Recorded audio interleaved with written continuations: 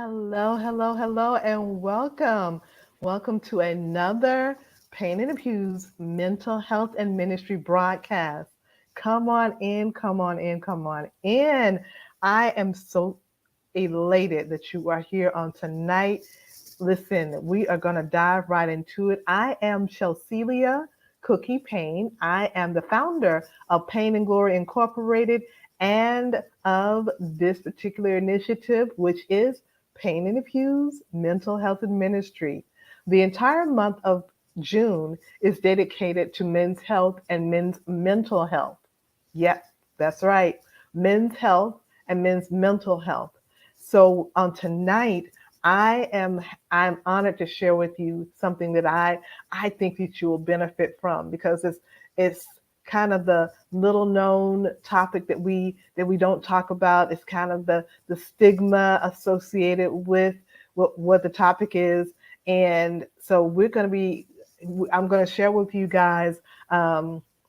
This wonderful presentation by this gentleman because listen, men's mental health matters.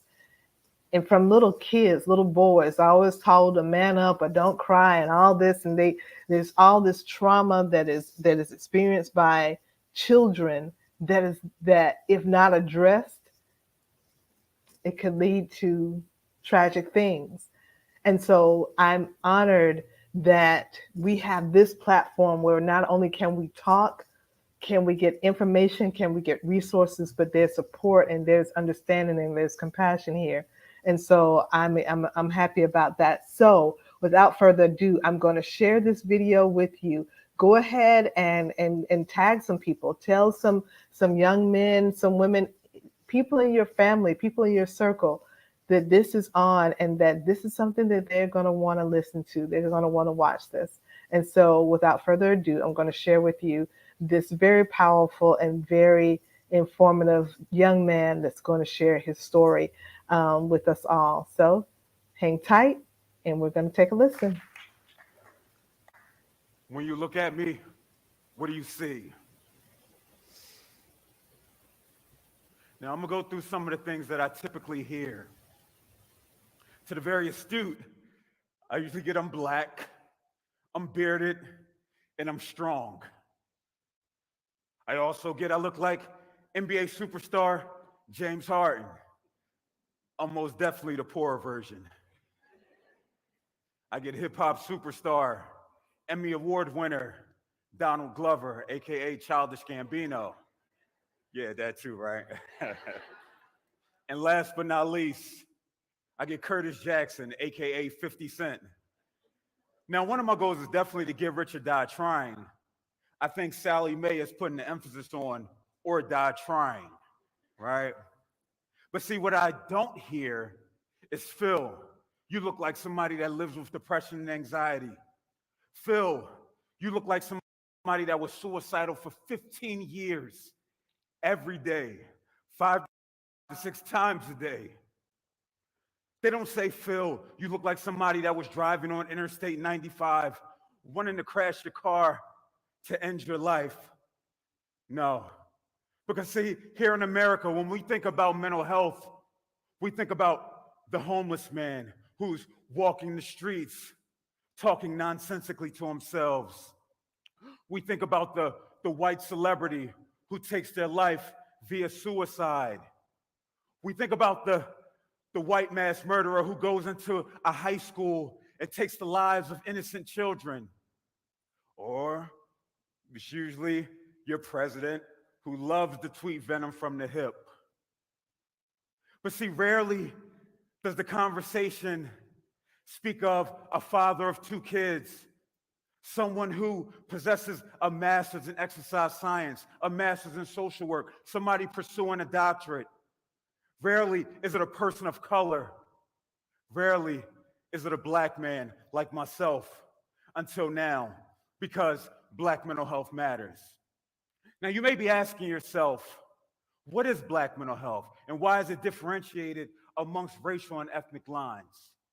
Black mental health are the individual and collective experiences that influence the wellness of a community. Trauma is the biggest influencer of black mental health. We're talking about historical trauma, slavery, Jim Crow, the civil rights movement, the Tuskegee experiment, up until present day trauma.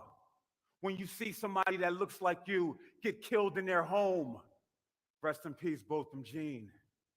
When you see somebody who's living with mental wellness issues get killed by the police, rest in peace, Laquan McDonald of Chicago, Illinois. Or when you see somebody that looks like you get killed by somebody that looks like you, rest in peace, Triple X Tentacion. See, when we talk about trauma, trauma is unique to the individual, and I'm no different. There were three impactful traumatic situations that I've experienced in my life outside of the genetic predisposition because my grandmother lived with schizophrenia. I hearken back to being in 8th grade, 13 years of age. On the way to school, my mother has a nervous breakdown. She's crying. She's pulling at her clothes and her hair. She's cursing. I felt helpless because I couldn't help her or I couldn't help myself. And see, I was expected to continue to go into school that day and achieve. It's funny, when I first started telling this story, I told my mother, listen, I'm telling the story of when you had a nervous breakdown. And she said, Phil, that didn't happen. Now, I know I'm getting older. I have a few grays, right? But I swear I remember that. And then she called me a week later and she said, Phil, I didn't know you remembered that. As if I wouldn't remember the most traumatic situation that I've experienced in my life. And that typically happens. We're often expected to just continue on because we are so resilient as a people, because we do survive, and we've survived for hundreds of years. And I was expected to survive and go into school that day and perform. And I did, because like many of us, I learned how to suppress my emotions and my feelings. But what if I didn't? What if I went into school and I started arguing with peers and fighting? What if I started arguing with the teachers? What if I did criminalistic behaviors within the community? Would I be deemed incorrigible and unable to be in the school setting, in the community setting? Or would anybody care that I just experienced this traumatic situation that has impacted me? Fast forward to my 12th grade year, 17 years of age, January 2001. My mother said, Phil, come downstairs. She said, Phil, your brother Bobby died. And I started crying. That was probably the only healthy coping skill that I had at the time, right? Because being a product of the hip hop culture, hip hop tells me when somebody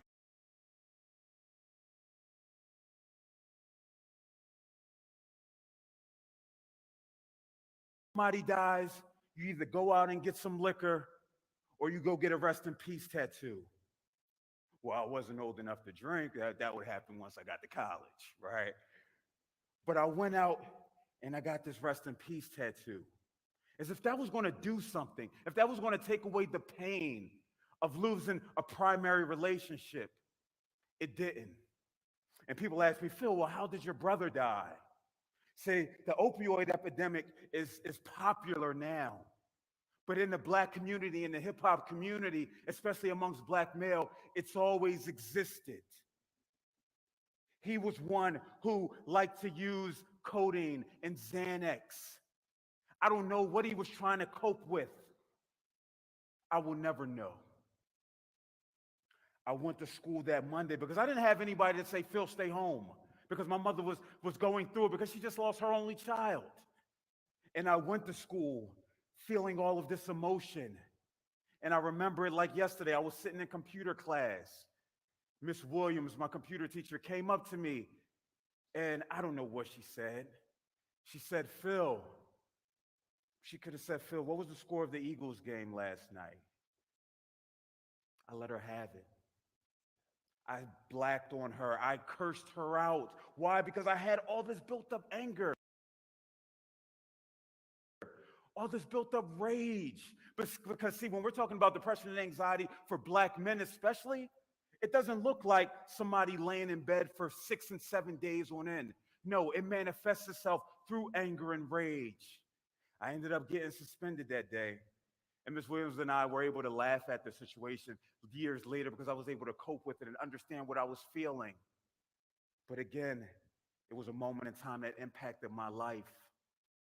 My third and final story happened at Bloomsburg University in Bloomsburg, Pennsylvania. Again, we remember traumatic situations, and I remember it like it was yesterday. I call it the Jew story, right? Because when I go fill out job applications and it says, "Have you ever been convicted of a crime?" As long as it doesn't say misdemeanor or felony, I can ignore it if it says that. But if it says, "Have you ever been convicted of a crime?" I have to check it off. And then I put, "Well, it all started with a cup of juice." And then the employers, they laugh like, "Oh man." And I laugh like, "Ha, ha, ha. That's my life." So the Jew story is, I was coming from the gym to go get me something to eat.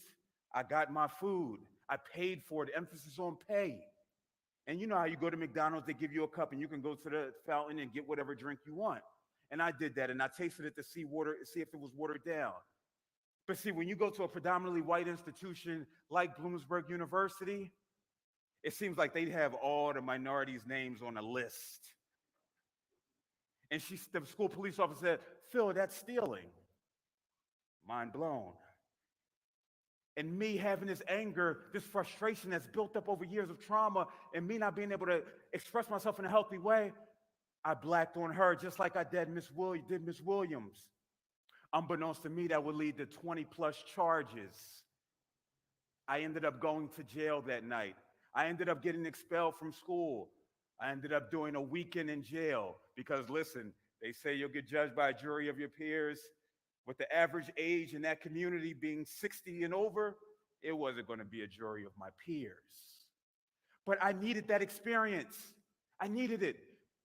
And I needed it because it told me that, Phil, I have to do something different. I ended up appealing to get back into Bloomsburg University, and people knew me, so people wanted me back. And so I got back, and I was focused. One day, my psychology professor, Dr. Cambone Camara, God bless the dead, he said, "Phil, come talk to me about anything, anytime." And I took him up on that. I went and talked to him, not to talk about school. I went to talk to him about a young lady I had been courting, right? And I wanted to understand, why didn't she want me? So I went to his office. I'm like, "Listen, I bought her sneakers. I took her to the movies. I took her to dinner." Well, my mom took her to dinner and all those things because I didn't have a job. Thanks, Mom. But he said to me, "Phil, in life, you change to get something or to keep something." I'm like, "Man, what are you talking about?" Little did I know that that would become my mantra, that I realized I had to change. I had to work on my wellness so I can be whole. It took approximately 10 years, because that's the average length of time that they say somebody who lives with mental wellness issues, that's the time that it takes for them to come to grips with it and to seek treatment. For Black people, I think it's much longer. And so within those 10 years, I've been on medication, which quelled the suicidal ideations. They're no more. I go to therapy every week. Hi, Dr. Val. It's been so critical for me in my wellness because I decided to go from living to thriving. To my Black brothers and sisters, you too deserve to go from living to thriving.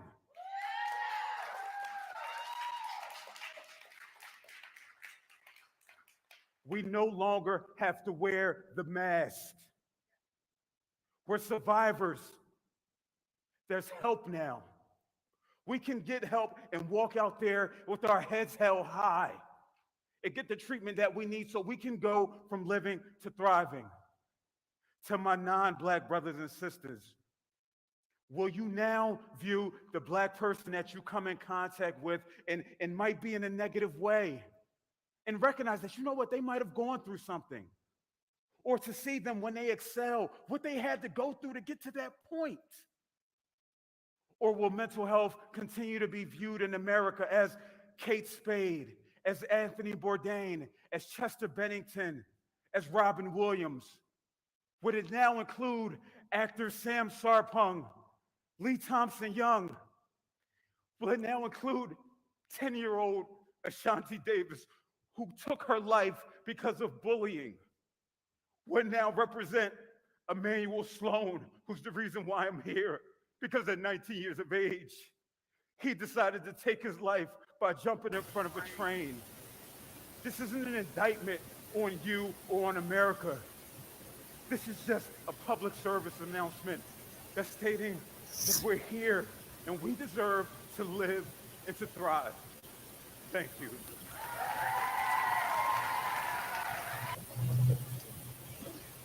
Listen, listen, listen.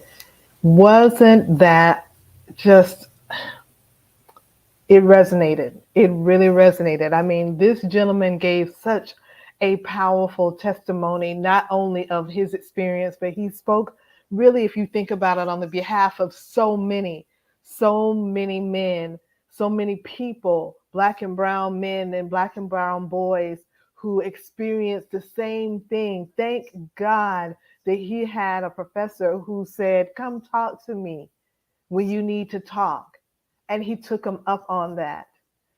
Oftentimes, I think about how we hear people carelessly say things like, "When I was younger, I went through X, Y, and Z," as if you going through something is an indictment against how you're handling it. Just because you were able to take whatever was given to you in your life and however you handled it, probably was not in the best way, by the way. You probably are not in a good place, and if, especially if you're saying something like that, but you may not realize it. But people who say, "Well, I went through X, Y, and Z when I was younger," you should be able to handle, especially when they tell their children this, you should be able to handle X, Y, and Z. No, that is not the case. That is not the case. Just because your experience was this does not mean that the next person, whether it is your child, whether it is your spouse, your sibling, co-worker, friend, colleague, complete stranger, everybody's experience is different and how they handle it is different. Not everyone handles death the same way. Not everyone handles rejection the same way. Not everyone handles the changing of the seasons the same way. Do you know there's a such thing as seasonal affective disorder? Not everyone handles everything the same. And so when you have things like trauma that take place that are not dealt with, when, as he said, he didn't have the healthy tools at the time to deal with, having his lost his brother, having experienced his mother having a nervous breakdown in the car on the way to school, and he's got to carry that. How many times have parents been inebriated in front of their children, high in front of their children, mismanaging anger in front of their children, various inappropriate sexual conversations and things on television or in living color in front of their children? And when I say children, I mean little kids up to teens. Just because they're a teenager does not mean that everything is just on the table. And so there's trauma. You have your little kids who are seeing so much, as because we're in social, we have social media everywhere, and so you put a tablet in front of them and you're just thinking that they're looking at something cute on YouTube, but you don't know that as a cycle of things is playing on YouTube, that there's something that's been slipped in that you're not paying attention to, that your child is seeing, that is traumatizing them, and you don't even know it. Trauma. And our men are dealing with it or not dealing with it. That's the issue. They're experiencing it. That's a better way to put it, but not dealing with it. And why? Because there's a stigma that is not only in the marketplace, on their jobs, in their homes and families, it's in the church as well, because the man is supposed to be so strong. He's supposed to be the leader. But listen, all throughout the Bible, you will find men who were anointed and chosen of God, but still had mental health challenges. Elisha, Elijah, you have even Christ, our Lord and Savior. There are instances in the Bible where we see anxiety showing up, but we don't talk about that, because why? They're men. It's hard enough when we're talking about women sharing and being able to be transparent with their emotions and what's going on. That's hard enough in and of itself, because oftentimes people discard it as, PMS, or, that's just, women are emotional. But you better recognize and understand that there are several different things that can be going on, especially the things that are not talked about. I'll say this, and I'm going to let you guys go, because I'm very passionate about just making sure you talk to somebody. I remember before Pain in the Pews, before there was, ever all the information I have now, I remember this was 1999. And again, this is about men's health, but you'll see me tying it together. In 1999, I remember I was expecting. In 1999, I was expecting. And I had a miscarriage over the weekend, that Friday, I believe. And because I guess it was in my mind that I've got to be in position on Sunday, here I was, just lost a baby, but I was, instead of really talking to anybody about it other than my husband and I think a couple of friends, rather than dealing with the loss that I just experienced, I found myself serving on my post at church. Nothing wrong with serving. Please don't misunderstand what I'm saying. But instead of dealing with, or taking a moment, taking a beat, taking a breath to acknowledge and to deal with, or to even give myself a moment to deal with the loss of a baby, I found myself putting on the uniform and standing where I was supposed to stand, and didn't really talk about it. Again, outside of my husband and a couple of friends. And there he was, although my body physically went through the miscarriage, he experienced it. He saw it. He was a part of it as well, but we didn't discuss it, right? Because men are supposed to be the strong ones. We're supposed to just keep going and just keep going. But I like how this gentleman, in the video we just saw, he took us through he walked us through the challenge, but he also walked us to how to get the help. He went to someone and he talked about it. And this man suffered for 15 years with suicidal ideations. 15 years of waking up every day.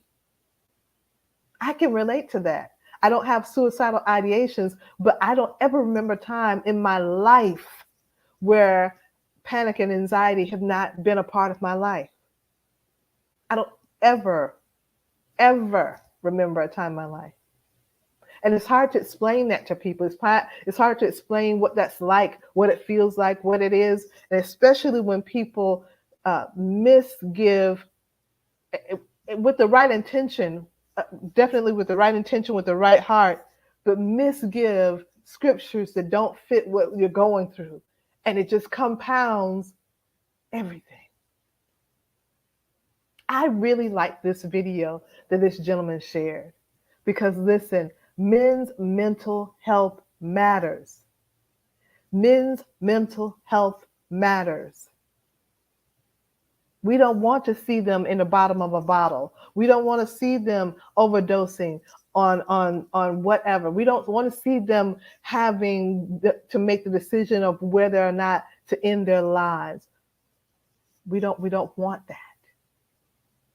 So if you or someone you know is struggling, listen, prevention is better than, listen, even if it's not a struggle right now, if you just feel like, you know what, I'd rather do some maintenance work before there is an issue. See someone, seek out help. There you can go to NAMI.com, which is NAMI.org, not .com. I apologize. Or listen, if you want to find a therapist, whether it is a licensed clinical social worker or whatever kind of therapist that you want to work with, go to psychologytoday.com. psychologytoday.com, and just go through and read and find somebody. If you want somebody that looks like you, find them. If you want someone who has a specialty, find them. If you need some help with trying to find, some suggestions, inbox me, email me. I will help you. I'll help you. I don't want you to go another day. Hear me on this Monday evening. I don't want you to go another day carrying weight that someone can help you to manage. And for goodness sake, if not just manage, in some cases, take the weight off. Many times we're blaming ourselves for things that are not even weights we're supposed to be carrying. If it wasn't for the therapist that I have, the grief that gripped me and tried to shake the life out of me would have taken me under long ago. Understanding and how to deal with panic and anxiety, no one had ever told me how to do that, because I always felt so isolated and different, and something was wrong with me. Having an understanding of chemical imbalances and knowing that not everything, just as physical maladies happen, just like there's heart disease, just like there's blood disorders, there are mental health disorders that have nothing to do with you having a demon. Just, yeah.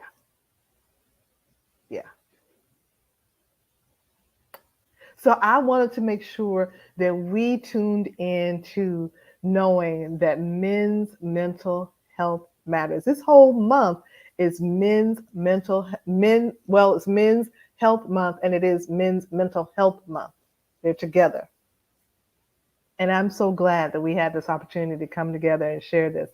Listen, we absolutely appreciate your donations. Listen, we've got our 8th annual Pain in the Pews Mental Health and Ministry Conference coming up September 17th. Mark your calendars. Oh my goodness, we've got some amazing speakers that are going to be here. I mean, when I say, I know, listen, I haven't lied to you guys yet. When I say I have amazing speakers, you if you've been with us any amount of time, you already know the proof is in the pudding, right? I want you to tap in. Go ahead and donate, whether it's via Cash App or whether it's via PayPal. We absolutely honor your donations. We are a 501c3 nonprofit organization, so write it off on your taxes. But listen, we are able to do what we do because of your donations. We're getting ready to have another mental health first aid training. You guys already know that's important. If you don't know how important that is, please turn on your TV and just turn on social media.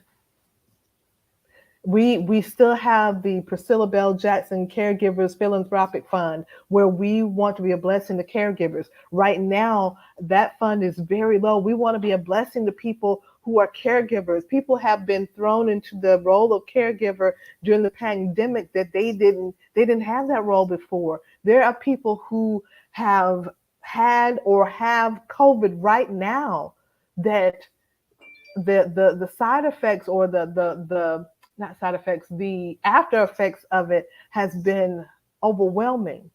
Senior citizens and children and people who were caregivers long before there was a COVID, who were dealing with family members and loved ones, that, listen, it is a challenge, and we want to be able to be a blessing. We still, with women in shelters, we still have been a blessing to, want to continue to be a blessing to women and children who are in battered women shelters, because our platform is still to embrace and be a blessing to those who are in or coming out of domestic violence relationships. How do we do this? Through your donations. Through your donations. Your kindness, it extends, your reach of kindness extends to those areas where I just said. And not just that, like I said, we got the conference coming up. How awesome would it be to be able to pay the copay for someone who wants to go and have who wants to go and have a therapy session, but may not have the funds or resources to be able to go and pay the copay? How amazing would that be for us to be able to do that?